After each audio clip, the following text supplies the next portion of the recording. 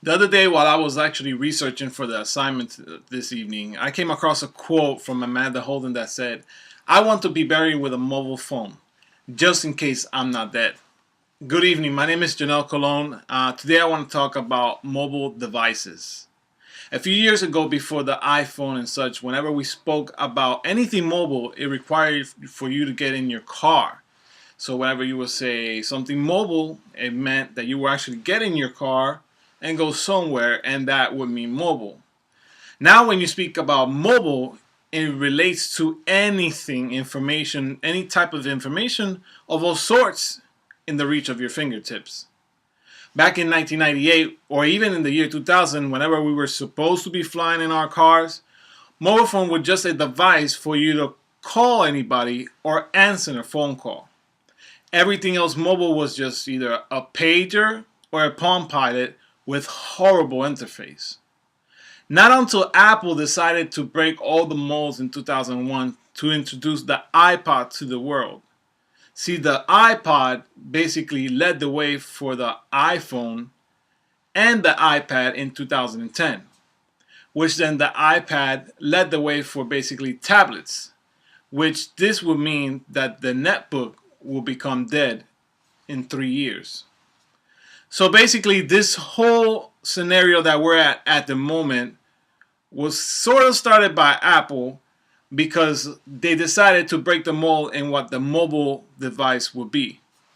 So now I would like to just bring you to what the mobile device is now and how it's being used in different stages of our lives today. It's incredible how we could see how many mobile devices we have out there and how many companies have actually made it through to the mobile device industry. We have Apple with the iOS introducing the iPad and also the iPhone, which revolutionized the whole mobile industry as well.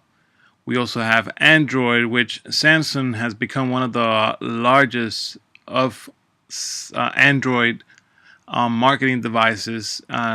For now, Samsung has introduced many devices, mobile devices with the Android interface.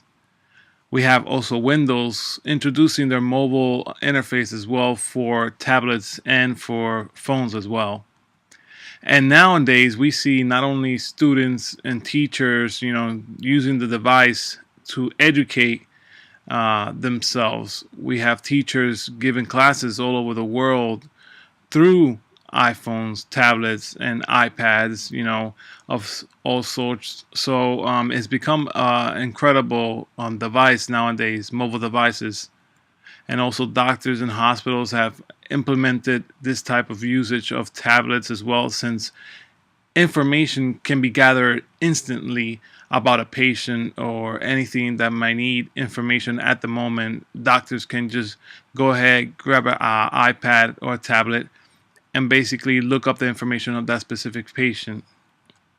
Also, expectant mothers or new parents have started using the tablets and the iPhones and the mobile devices more often now, just to check up on the procedure that they need to take, what they need to do when their newborn is in their arms.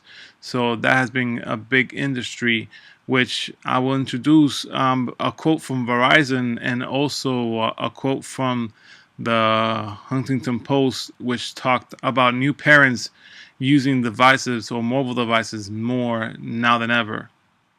So there's different type of mobile interfaces, and we see that we will see more of them with different companies coming up in the future.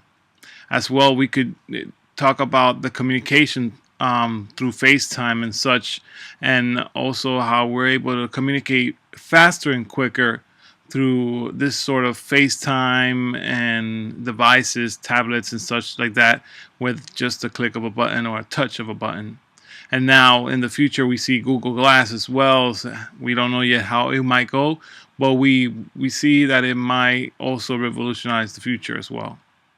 So as you can see, the many areas that we've gone through since 1993 all the way to 2013, as far as cameras, photography, information, telephone, time, the beeper, the music, how we could implement all that into just one device. So thank you again. My name is Janelle Colon.